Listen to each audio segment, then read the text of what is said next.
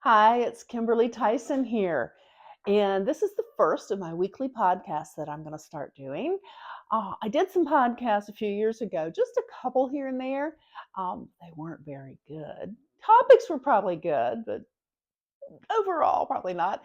Nobody told me. I used to hear podcasts on my AirPods, so I thought you didn't have to have video. So one of them's just black with everything. But we're going to do a little better. This is not going to be super professional, but hopefully we'll get the message across and I can help you with topics of health and beauty for the ages, which is my tagline. And I chose that because health and beauty are intertwined. You need to take care of your health to feel good. And then when you're taking care of your health and you're feeling good, you're going to look good. So they are intertwined. And I've always thought that. My grandmother taught me that. And I actually had two grandmothers that lived into their 90s healthy until they just left this earth. So that's what I want for all of us. I want us to live a long, wonderful life that's healthy so we can enjoy every minute of it. So, my topic today is about seed oils. And I'm going to do this topic. I did it in my newsletter. And if any of y'all want to subscribe to my newsletter, you can do it below in the descriptions. I'll have a link. But everybody's talking about seed oils. Even everybody on TV, your radio shows, podcast, everybody's talking about seed oils. Actually, not so much the podcast. They get a little bit more your health gurus. They're more sciencey than I'm going to be today because I want this to be something that's easy to understand and just an overall opinion of mine also. And there is science behind everything that I'm going to be telling you. But again, I didn't want to get too in depth and lose you out there. So, first of all, what are seed oils? Well, as the description says, they are oils that are removed from the seeds of certain plants. And I'll go ahead and give you the hateful eight. These are the seed oils you do not want to take. And I'm going to guarantee you we've all done it. I grew up with some of these. Cottonseed oil, grapeseed oil, soybean oil, safflower oil, rice bran oil, never seen that one, peanut oil, canola oil, also known as rapeseed, and corn oil. And of course, what that falls into the general category is your vegetable oils. Okay? So, why are they bad for us? And how did they evolve? Well, it started out in the mid late 1900s where food, big food, was trying to cut cost. And instead of using healthy oils for you, specific plant oils, or butter and tallow, beef tallow, they found seed oils. And a lot of it was marketing. A lot of it was marketing. And they went on the fallacy that animal fats are bad for you, which is not true. They have proven that over and over again in the last few years. In fact, if you're eating grass fed beef, poultry, wild caught fish, if you want to include that in this type of thing, um, and butter and eggs and that type of thing, you're getting more nutrition from those than you would if they were not grass fed. Just a little aside there. Um, so they came in the 1900s, and again, it was a marketing and economic issue. Okay, so why are they worse? Well, here's a biggie. To distill these and to process these, they use extremely high heat to get these seed oils out. And they also use chemicals to distill them, to separate them out. That's one of the things that I deal with when I work with essential oils is that lesser oils are exactly distilled that way. They use chemicals and they use extreme high heat because it's faster and it's cheaper to distill things that way. But what does that mean? It means it's breaking down whatever little nutrition there was in these seed oils, gone, truly just evaporated. And then the chemicals that are used, those are in your body now, and they are not good for you. So that's the first reason that seed oils are not a good thing. One of those chemicals is they're bleached. And of course, they do all this so that it smells better, looks better, the color's better, so that the oil is more attractive to people also. So that's one of the reasons why they use some of these chemicals in addition to the distilling. They bleach the seeds to distill them. Bad. That also is to increase their shelf life, because once something goes rancid, it is really bad for you. And so when you have these combinations of how they are actually processed and we get them, they will form trans fats in our bodies and other harmful compounds that can negatively affect and impact our heart health directly and increase the risk of other chronic conditions. And that's just from the first step of why they're not good for you. The second problem with seed oils is that they have a high percentage ratio of omega-6 fatty acids to omega-3 fatty acids.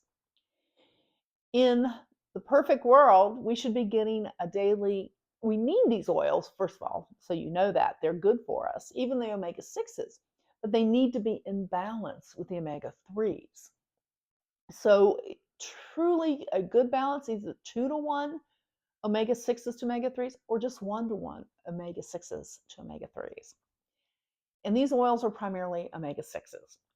Did you know that in the typical American diet, we get 10-to-1 or 20-to-1 omega-6s to omega-3s? This is really bad. It causes unwanted inflammation in the body, and it's this out of balance. It's also inflammation, of course, brings on chronic diseases. Here we go, heart disease again, as well as arthritis. Next, seed oils tend to be less stable when they're exposed to heat. Oh, wait a minute. They were distilled with heat, light and air also, that lead to oxidation. Oxidized oils can be capable of forming free radicals. And these unstable molecules, they're the ones that cause cell damage. You've heard about free radicals probably your whole life. Oxidation. Think about oxidation as rusting. That's what rust is on metals. It's oxidation of metals. Well, that's what it's doing to the inside of our bodies. It's rusting them out, rusting out our cells. And that can increase the risk of various diseases, including cancer and heart disease. And oxidation of oils is apparent when an oil is rancid. Do not use rancid oils ever, any kind of oils. Okay? Lastly, it's where the seed oils tend to be used. They are used in highly processed foods that we get, and they're packaged at the grocery store in the middle aisles. I've always been taught for many, many years, thank you, Jenny Craig, to shop the perimeter of a grocery store. That's where your fresh produce is, your dairy, your beef, everything that you need. You might need a couple of things going down the aisles, but not really, not much at all. It's where I spend 90% of my time shopping is the perimeter of the grocery store. Because packaged foods are chock full of these seed oils. You can go look at the ingredients and you're going to see one, if not multiple, of these hateful eights in there. And that even includes crackers and other items, power bars that they say healthy or are considered healthy, not if they have seed oils in them. Look for protein bars, shakes, dressings, salad dressings, notorious for having seed oils in them. Sauces that you can buy, unless they're listed organic, and some frozen foods, and even chocolate, my beloved chocolate. So the bottom line with all of this is that seed oils contribute to inflammation in the body. And inflammation contributes to arthritis, heart disease, metabolic syndrome. We are talking about a society that is extremely overweight these days. This is one of the reasons, metabolic syndrome. It's what we're eating, folks. Sauces and some, oh, I already said that. Some frozen foods. I got a little behind. And type 2 diabetes, again, all diet related. So there are 3 simple things that you can do every day to eliminate seed oils from your diet. When cooking at home where you need an oil, use organic, if at all possible. I always try to buy organic, extra virgin olive oil, avocado oil, coconut oil, or sesame oil. Those are 4 healthy oils that you can use in cooking. You may substitute oils for things like grass-fed butter, beef tallow, any type of animal fat that would work. So bacon grease, yum if you get organic bacon.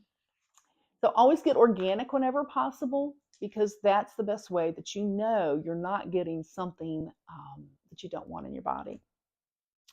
So again, look for, when you do buy packaged foods, sauces, that type of thing, buy organic if at all possible. You can find organic pasta sauces, salad dressings, but you have to look, but do that. Organic ice cream even. Do they cost a little bit more? Yeah, right now they do, because we don't have the demand. Demand creates competition, and as more products enter the market, and then prices go down. So if we start eating, we'll have more supply, will be provided, and the pricing will go down. But then I also ask you, what is the cost of your health? Well, when you're not well, you don't feel good. Remember, I said you don't look good either, if that's the case. But, you know, I want to be able to do what I want to do when I want to do it. I don't want to be sick in bed.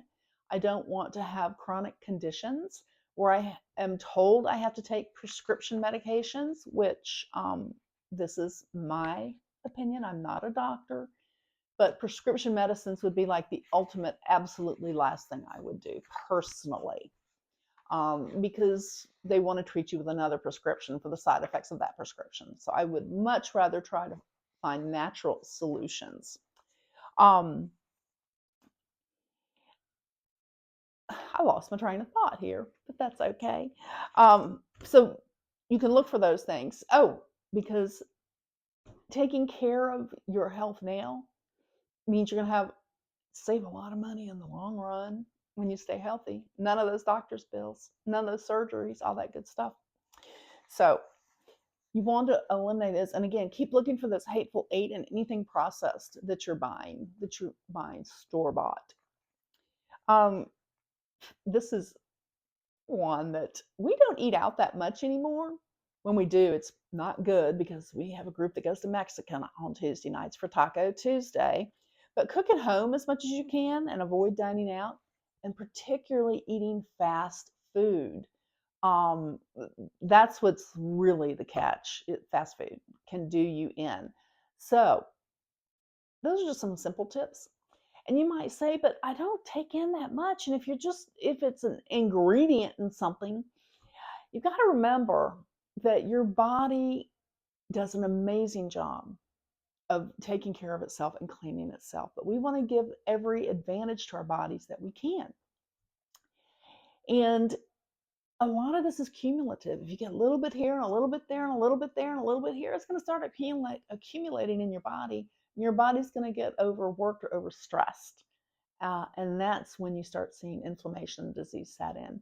So my advice is, can we eliminate seed oils 100% of the time? If you are totally cooking at home only, buying ingredients farm fresh, organic, nothing added to them, and you're doing everything. By the way, homemade salad dressings are easy to make. You can make them very fun. And I just put olive oil only on my salads these days. But that's the only way you can really totally prevent. But when you can eliminate it, that's what I try to do. when I have the option, I'm not going to give up my time with my friends. Our Tuesday evenings are social, but we love it. And that's what I'm going to do. I just watch what I eat most of the time, not always, but I do try um, to limit. And I need to be better. And my job is to work at getting better every day so that I can be the best I can be. And oh, my bonus tip that I shared in my newsletter, we do need omega fatty uh, acids, omega 3s and omega 6s. You need to make sure that you are getting them. Wild caught fish, such as salmon, excellent for that. Cod, excellent. Deep water, cold water fish is where the best omega 6s and omega 3s in the right proportion come through. And you also get you need EPA and DHA, which I won't go into that, but that's found in your omegas, and your body needs that. Um, and it's for your brain health, for everything. Transparency, I work with doTERRA. So products I recommend for the most part are going to be doTERRA products. And I'll tell you that I take an amazing omega, they call it E-Omega Plus is actually what it's called these days. And it's your omegas, and then it also has some wild orange in it, which has more benefits to it. So I'll leave that information below. And if you have any questions, please reach out to me, comment below, or you can contact me through my website at KimberlyTyson.com, and that's Kimberly with an L-E-Y. And I look forward to bringing you something new next week. But I hope you found the seed oil conversation helpful, that it explains a little bit about why we should avoid seed oils, and they're not good for you. Okay? Well, I appreciate your time today, and I'll sign off with my hugs and health, and I'll see you next week. Bye-bye.